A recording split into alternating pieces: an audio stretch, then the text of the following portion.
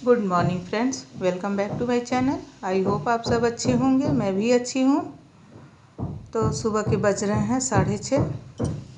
पूजा पाठ हो गई है और आज मैं बहुत जल्दी उठ गई क्योंकि इनको भी जल्दी उठना था। और जल्दी उठी, मैं चाय वगैरह बना के इनको दिया, फिर ये सो गया कि मुझे नहीं उठना है अभी। तो ये तो फिर सो गए, लेकिन मैं उठ गई तो फिर मैंने नहा धो के पूजा पाठ किया। अब आ गई हूँ किचन में। किचन में आते ही सबसे पहले खिड़की खोलूँगी क्योंकि गर्मी बहुत हो रही है और आजकल इतनी धूल भरी आंधी चल रही है। आज तो मेरी सारी मेहनत भी बेकार चली गई। मैंने झाड़ू पोछा इतने अच्छे से किया और तुरंत ही इतनी ज़ोर से आंधी आई कि सब बेकार हो गया। तो यहाँ मैंने जो है चाय चढ़ा दी है और चाय सिर्फ मैंने अपने लिए चढ़ाई है। और ये जो है चाय वाय पी के टहलने गए हैं, तो मैंने अपना निकाल के और इसमें चीनी डाल दिया है। चाय आ जाइए, आप लोग भी चाय पी लीजिए। बिना अदरक के चाय अच्छी नहीं लगती है। और चाय तो बहाना है, बस एक कोई काम हो तो भी चाय, ना हो तो भी चाय। फुर्सत वाली चाय तो एनर्जी वाली चाय, तो चाय का तो बस एक बहाना चाहिए। तो वही अभी तो बहाने वाली चाय है, सुबह की फ्रेश होने वाली चाय है। चलो भाई, मूड फ्रेश हो गया। और यहाँ जो है मैं बनाऊँगी आज भिंडी। तो भिंडी को मैंने रात को ही धुल दिया था और धुल के देखिए यहाँ मैंने कपड़े में रख दिया था और बिल्कुल अच्छे से सूख गया है ये। तो मुझे थोड़ी भी दिक्कत नहीं होगी, जल्दी से कट कर लूँगी और छौंक दूँगी। वरना तुरंत धुलो तो फिर कपड़े से पोंछना पड़ता है। ऐसे पानी टपकता हुआ भिंडी मुझसे नहीं काटा जाता है कि मैं ऐसे काट लूँ। कोई भी नहीं काटता होगा, सब पोंछते ही होंगे। तो मैं जो है अगर सुबह बनाना रहता तो मैं शाम को धुल के रख देती हूँ, और शाम को बनाना रहेगा तो सुबह धुल के रख दूँगी। तो सब्ज़ी काटना है अभी। और यहाँ मैंने दूध उबाल के रख दिया है। सुबह चाय बनाया तभी मैंने दूध उबाल के रख दिया। दही जमाना है तो ठंडा हो जाएगा तब जामुन डालूँगी। और खटखट की आवाज़ शायद आप लोगों को आ रही हो। यहाँ पीछे जो है मकान बन रहा है, उसकी वजह से थोड़ा डिस्टर्ब हो रहा होगा, तो प्लीज़ माइंड मत करिएगा। और यहाँ पे मुझे तो बहुत ज़ोरों की आवाज़ सुनाई पड़ रही, तो हो सकता है कि इसमें भी आ रहा हो, वीडियो में भी आ रहा हो। तो यहाँ बर्तन जमा लूँगी। बर्तन भी बहुत थोड़े से हैं। कल मैं गई थी मार्केट, तो मार्केट से आते थे मुझे बहुत लेट हो गया, करीब जो है 8 बज गए। उसके बाद से आए तो फटाफट ये हुआ, खाना क्या बनेगा। सुबह की पूरियाँ भी बची थी, कुछ सब्ज़ी बचे थे। फिर बच्चों ने बोला कि मम्मी कुछ पुलाव वगैरह ऐसे बना लो। फिर मैंने पुलाव बनाया और उसके बाद से जो है सब ने खाना खाया, कुछ मिला जुला के ऐसे ही खा लिया। और यहाँ पे देखिए बर्तन मैंने धुल के ऐसे ही रख दिया, टोकरी खाली नहीं थी दोनों। तो मैंने टाइम मिला, जैसे जैसे जो टाइम मिलता है। अगर अभी मुझे रोटी बनाने में टाइम है, अभी रोटी, और आज मैंने रोटी और पराठा ही बनाया। जिसको रोटी खाना था रोटी बनाया और पराठा बनाया, तो चावल दाल नहीं बनाया। तो टाइम मिला था, अभी रोटी बनाने में टाइम था, तो मैंने सोचा तब तक बर्तन ही धुल लूँ, चाय दूध वाला। तो बस इन लोगों के खाना खा के जाने वाला ही रहेगा बर्तन, तो वही धुलना रहेगा। तो यहाँ कर लिया किचन की सफाई। तो किचन भी जो है बिल्कुल साफ़ सुथरा हो गया, ये देखिए चमक गया। और किचन और घर चमकता रहता है तो बहुत ही अच्छा लगता है और बहुत सुकून मिलता है, शांति मिलती है। और अगर घर बिखरा रहे और गंदा रहे तो कुछ भी अच्छा नहीं लगता है। जैसे लगता है सर पे कितना बड़ा बोझ हो एक, और किसी काम में भी मन नहीं लगता है, चैन से बैठा भी नहीं जाता है अगर घर गंदा रहता है तो। और घर साफ़ रहता है तो सब कुछ बहुत अच्छा लगता है। तो यहाँ जो है मैंने किचन साफ़ कर लिया है। इसके बाद से अब चलूँगी मैं कमरे में। कमरे की हालत देख लीजिए, सब कुछ इधर उधर बिखरा पड़ा है। दवा, यहाँ दवा की टोकरी है, यहाँ कंबल है, बैग है, सब जो है इधर उधर पड़ रहा है। भड़ाक तड़ाक की बहुत आपको आवाज़ शायद आ रही हो। एक तो खिड़कियाँ दरवाजे हैं जो आके मैंने बंद किया, हवा से सारे खुल गए थे। बहुत ज़्यादा गंदा हो गया घर, लग ही नहीं रहा कि मैंने इतनी मेहनत से जो है झाड़ू पोछा लगाया है। तो यहाँ सारे सामान हटाऊँगी बिस्तर पर से। बिस्तर पे लगता है जैसे कि ये पलंग ना हो के जो है स्टैंड हो गया हो सामान का, सब ला के यहीं पे रख देते हैं।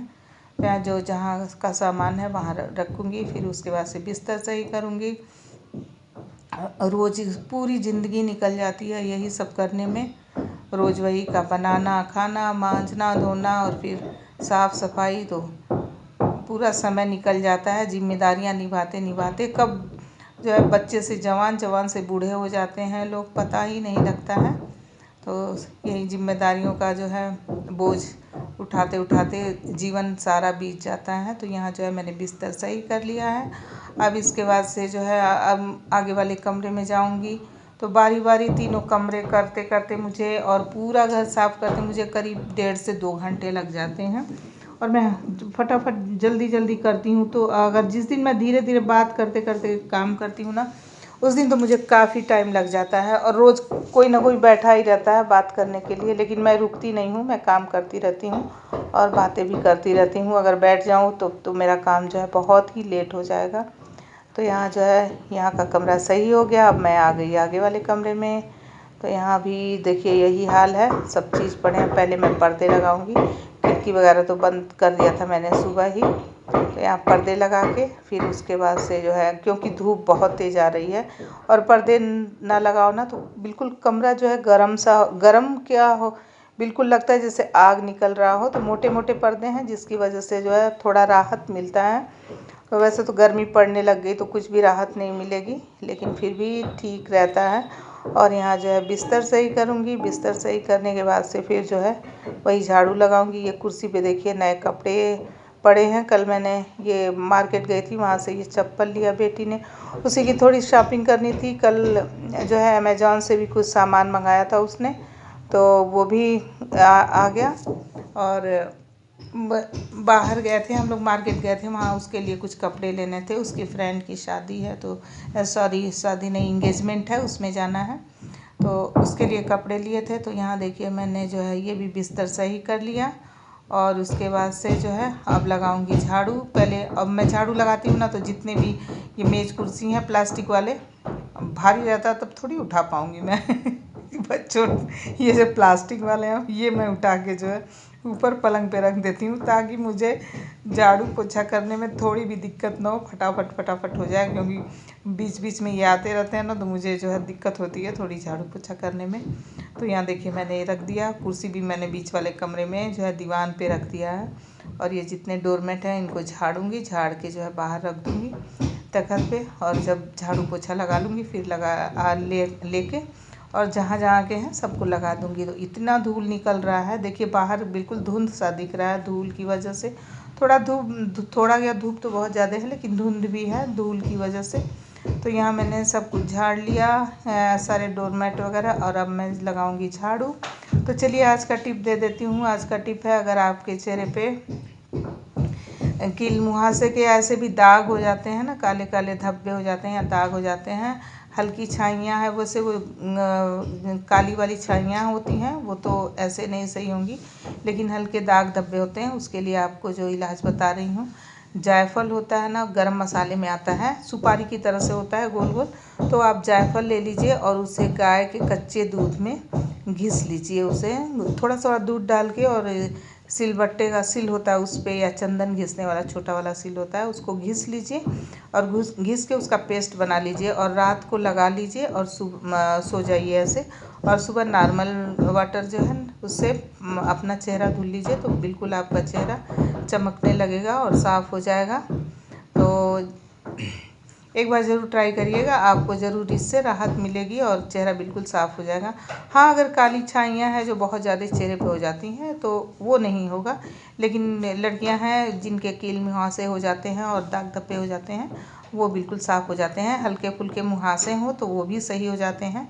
अब मैं ये झूठ नहीं बोलूँगी कि आप काली छाइयाँ हैं वो भी सही कर लूँगी, तो बेकार का और आपको जो है बेवकूफ़ बनाने वाला टिप मैं नहीं दूँगी। हाँ, कि छोटी बच्चियां हैं जैसे टीनेजर हैं, उनको कील मुहासे हो जाते हैं तो वो भी साफ़ हो जाते हैं। आप दूध में जायफल घिस के लगाइए और देखिए बिल्कुल साफ़ हो जाएंगे दाग धब्बे भी। तो यहीं पे यहाँ मैं ब्लॉग की करूँगी एंडिंग, और काम भी मेरा हो गया है ख़त्म। तो दोनों चीज़ हो गया है। यहाँ मैंने आंगन धुल लिया है, फिर आंगन को थोड़ा सुखाऊंगी पोछा से। और वाइपर मेरा टूट गया है, वाइपर लेके आना है। कल मैं गई और मैं भूल भी गई, लेके नहीं आई। तो यहाँ सारा काम हो गया है, ये लास्ट है।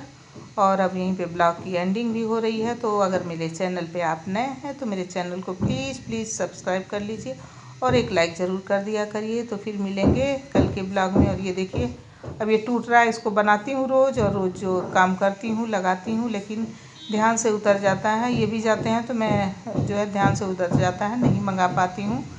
तो चलिए फिर मिलेंगे कल। तो थैंक्स फॉर वॉचिंग।